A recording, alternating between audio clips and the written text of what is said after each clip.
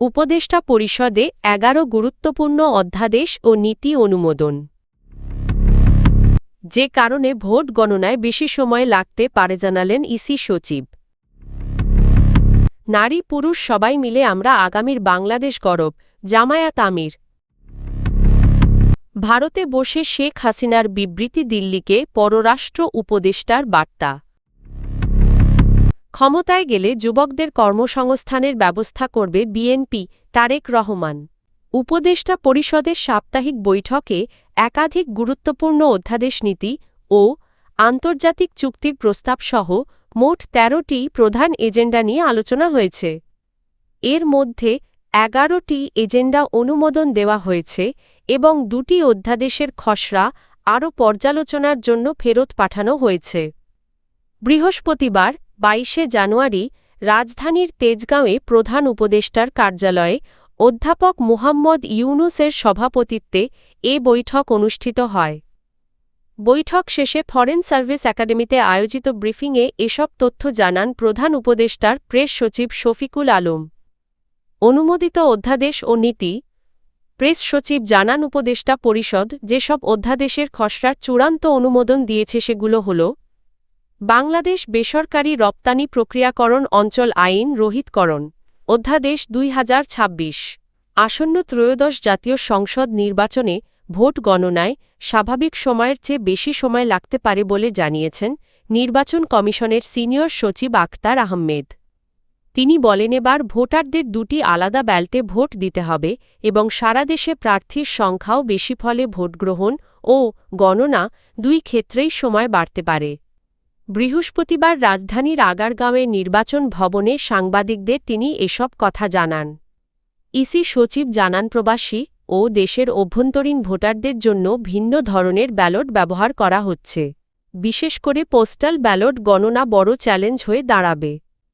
তিনি বলেন, ফেনী -৩, চট্টগ্রাম -১৫ ও কুমিল্লা আসনে পোস্টাল ভোটারের সংখ্যা ১৩ থেকে ১৬ হাজারের বেশি, ফল প্রকাশে বিলম্ব ঘটাতে পারে। নির্বাচন পর্যবেক্ষণ প্রসঙ্গে আখতার আহমেদ জানান, বিদেশ থেকে প্রায় ৫০০ পর্যবেক্ষক ও সাংবাদিক আসবেন। এর মধ্যে ইউরোপীয় ইউনিয়ন, কমনওয়েলথ ও তুরস্কের প্রতিনিধিরা থাকবেন। তাদের জন্য অন অ্যারাইভাল ভিসার সুবিধা রাখা হয়েছে। কালো টাকার প্রভাব রোধে মোবাইল ব্যাংকিং নিয়ে তিনি বলেন, পুরোপুরি বন্ধ করা হবে না, তবে লেনদেনের ওপর সীমা নির্ধারণ করা হতে পারে। ব্যাংকিংয়ের ক্ষেত্রেও একই ব্যবস্থা নেওয়া হতে পারে। বাংলাদেশ জামায়াতে ইসলামীর আমির ডা. শফিকুর রহমান বলেছেন, কর্মক্ষেত্র ও জনজীবনে নারীদের পূর্ণ নিরাপত্তা ও সম্মান নিশ্চিত করা হবে। বৃহস্পতিবার মিরপুরের আদর্শ স্কুল মাঠে এক নির্বাচনী সমাবেশে তিনি বলেন, নারী পুরুষ সবাই মিলে একটি নিরাপদ ও ন্যায়ভিত্তিক বাংলাদেশ গড়ে তোলা হবে। তিনি আরও বলেন, নারীদের সম্মান নিয়ে কোনো ধরনের অবমাননা সহ্য করা হবে না এবং এ বিষয়ে সবাইকে দায়িত্বশীল আচরণ করতে হবে। নির্বাচন প্রসঙ্গে জামায়াত আমির বলেন, দেশে আর কোনো ভোট চুরি বা ভোট ডাকাতি দেখতে চান না তারা। তার ভাষায়, চাঁদাবাজি, দখলদারি ও সহিংস রাজনীতি থেকে মুক্ত একটি রাষ্ট্র গড়তেই গণভোটে জনগণ এর পক্ষে রায় দেবে। ডা.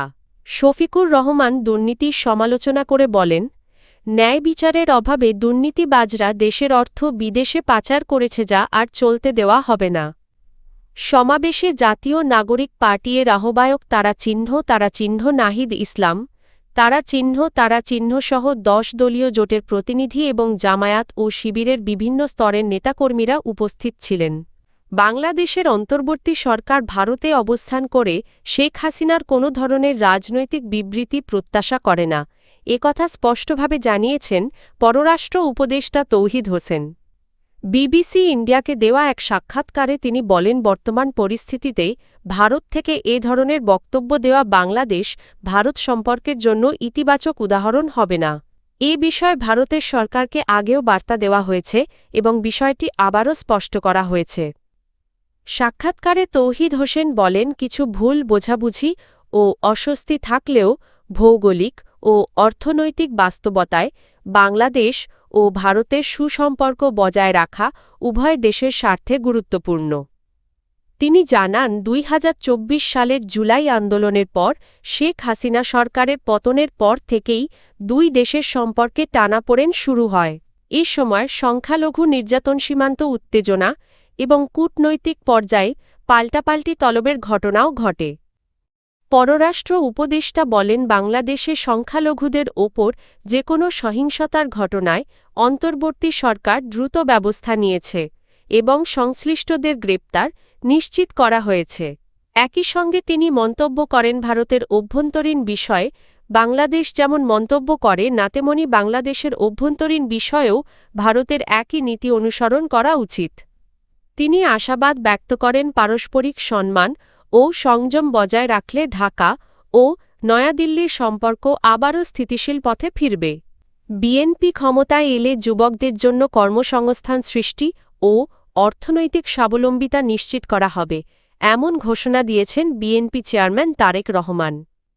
বৃহস্পতিবার বিকেলে মৌলভীবাজারের শেরপুর উপজেলার আইনপুর মাঠে এক নির্বাচনী সমাবেশে প্রধান অতিথির বক্তব্যে তিনি বলেন, শুধু দেশে নয়, মধ্যপ্রাচ্য, ইউরোপ সহ বিশ্বের যে কোনো দেশে কর্মসংস্থানের সুযোগ কাজে লাগাতে যুবকদের প্রয়োজনীয় দক্ষতা ও সক্ষমতা তৈরি করা হবে। নারীদের উন্নয়ন প্রসঙ্গে তারেক রহমান বলেন, বিএনপি ক্ষমতায় গেলে দেশের ৪ কোটি পরিবারকে ফ্যামিলি কার্ড দেওয়া হবে, যা পরিবারের নারীদের নামে ইস্যু করা হবে। এই কার্ডের মাধ্যমে খাদ্য সহায়তা কিংবা নগদ অর্থ সহায়তা প্রদান করা হবে, যাতে তারা পরিবার পরিচালনায় সচ্ছল হতে পারেন। তিনি আরও বলেন, কৃষকদের জন্য কৃষি কার্ড চালু করা হবে, যার মাধ্যমে ঋণ, সার, বীজ ও কৃষি বীমা সুবিধা দেওয়া হবে। এতে কৃষকরা প্রাকৃতিক দুর্যোগ বা সংকটের সময় দ্রুত ঘুরে দাঁড়াতে পারবেন। সমাবেশে জেলা বিএনপির আহ্বায়ক মো. ফয়জুল করিম মইনের সভাপতিত্বে বক্তব্য দেন বিএনপির কেন্দ্রীয় নেতারাও।